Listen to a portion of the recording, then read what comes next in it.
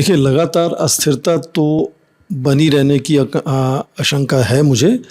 क्योंकि पिछले करीब 15 सालों से, बल्कि उससे भी ज़्यादा समय से शेख हसीना वहाँ की सबसे बड़ी नेता रही हैं। हालांकि चुनावों पर अलग अलग सवाल उठाए जाते रहे, पर उनके कद का कोई वहाँ और नेता है नहीं। और यदि वहाँ की आर्मी, जैसा ऐसे भी अटकलें लगाई जा रही हैं कि अंतरिम सरकार में शायद सेनाध्यक्ष उसके इतने नेता होंगे जो उसको चलाएंगे, तो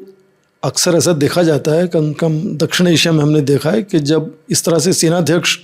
राजनीति में दखलंदाजी करते हैं तो लोकतंत्र जल्दी से वापस नहीं आता है। तो उस हालात में भी मुझे लगता है कि एक तरह से अस्थिरता बनी रहेगी, और वहाँ जो आम जनता है उनके लिए तो नुकसान होगा ही, पर उसके साथ साथ भारत का भी इससे नुकसान हो सकता है, क्योंकि भारत के रिश्ते जो बांग्लादेश से थे वो बहुत अच्छे थे, और ख़ासकर दूसरे पड़ोसी देशों में आप देखें तो उससे तो बहुत ही अच्छे थे। और वो रिश्ते भारत के प्रधानमंत्री नरेंद्र मोदी और वहाँ के प्रधानमंत्री शेख हसीना बाजेद के परस्पर जो अच्छे संबंध हैं उन पर आधारित थे। और वहाँ वो प्रधानमंत्री अब नहीं रही हैं, तो जाहिर है कि भारत के लिए चुनौतियाँ खड़ी होंगी। उसके अलावा ये भी कि जिस तरह से वहाँ जिन लोगों ने सत्ता पलटी है उनका रुझान आप देख ही रहे हैं कि भारत के प्रति काफ़ी आक्रोश है, उनमें नाराज़गी है भारत से। तो यदि उनके मतलब की सरकार वहाँ बनती है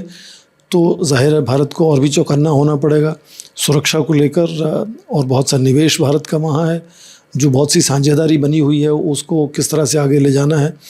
तो भारत के लिए भी बहुत बड़ी चुनौती इससे सामने आती है। देखिए, शेख हसीना का 1971 से ही भारत से बहुत ख़ास रिश्ता है। उस वक्त भी जब बंगबंधु को, आपने पूरे परिवार को याद होगा, सेना ने समाप्त करने की कोशिश की थी, तो शेख हसीना और उनकी बहन रेहाना उस वक्त यूरोप में थी, फिर उनको भारत में शरण मिली। तो भारत से इस परिवार का और ख़ासकर शेख हसीना का बहुत ख़ास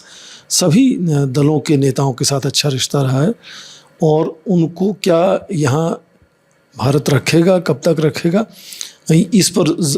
ज़रूर है कि बहुत इस वक्त बातचीत हो रही होगी, बैठकें हो रही हैं कि क्या करना होगा। पर जो ख़बरों में अभी आ रहा है उसमें ये कि वो भारत में तो हैं, पर शायद भारत में रहेंगी नहीं, शायद लंदन जाकर रहेंगी। तो अब फ़िलहाल तो खबरों में यही है, पर मुझे लगता है कि भारत का ध्यान इस तरफ जरूर केंद्रित रहेगा कि उनकी सुरक्षा पर कोई संकट ना आए,